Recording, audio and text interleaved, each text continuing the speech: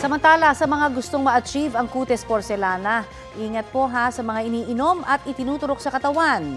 Viral ngayon sa internet ang isang babaeng hirap umanong imulat ang isa niyang matang namaga matapos sumalang sa isang gluta drip session. Hindi man direktang iniuugnay sa kondisyon niya ang gluta, may babala pa rin ang mga otoridad sa mga gumagamit niyan bilang pampaputi. Balitang hatid ni Darlene Kai. Nagawa ko ng video asking for prayers para sa fast recovery ko and awareness. Sa viral online video ni Jelly Matcha, isinisi niya sa pagpapaturok ng gluta ang hindi niya maimulat na mata.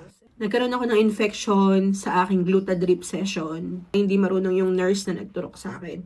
Una siyang nagturok sa akin dito, sinagad niya yung pinaka-needle and pumutok agad yung ugat ko. Nagtry ulit dito and then pumutok ulit. Pagkatapos ng 2 araw, sobrang sakit niya. Hindi ko na siya mapigilan. Gansan nila na ako sa ER. Suka ko ng suka. Sa bagong video, mas naimumulat na ni Jelly ang isang mata.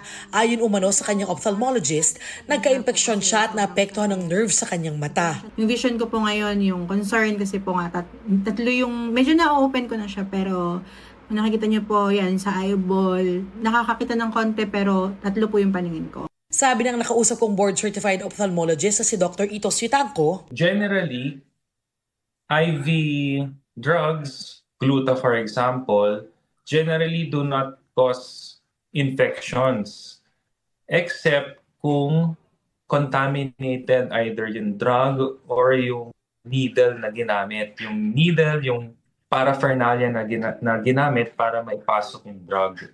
Wala akong nakitang infection, IV gluta-related infection na sa mata na directly caused by the IV gluta. Gayunman, hindi pa rin aprobado ng Food and Drug Administration o FDA ang gluta drip o gluta IV bilang skin lightening agent o pampaputi. IV glutathione has only been approved by the FDA for the mitigation of the side effects of chemotherapy from cisplatin, ang tawag nilang neurotoxicity. Kabilang sa mga posibleng maapektuhan ng thyroid, bato at atay. Pwede pong toxicity, abnormalities, gastritis, pwede rin kidney failure, pwede pong masakit ang dibdib, serious skin problems, mga side effect, mga allergy. Delikado rin ang iba pang IV drip na umunoy pampaganda gaya ng vitamin C drip. Kung masyadong mataas yung dose is at some point pwede rin pong maging masyadong acidic yung urine and mag-cause ng kidney stones. Ibang usapan kung pinayuhan ng doktor na magpagluta drip dahil sa nakagagaan ito sa sintomas ng sakit tulad ng rheumatic fever ni Candy.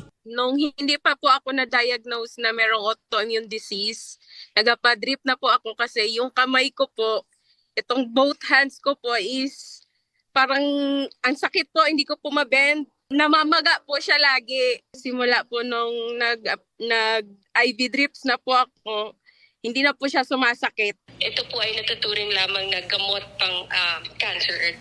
We consider it as cancer medicine. So, kung ginagamit po siya pampaputi, definitely hindi po yan aprobado ng Food and Drug Administration. Kaya mula 2019, 20 milyong pisong halaga na raw ng illegal na whitening products ang nasamsam ng FDA kabilang ang gluta drip. May mga oral glutathione product o iniinom na gluta namang rehistrado sa FDA. Pero hindi rin umano pwedeng i-promote bilang pampaputi.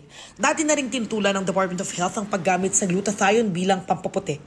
Darlene Kai, nagbabalita para sa GMA Integrated News.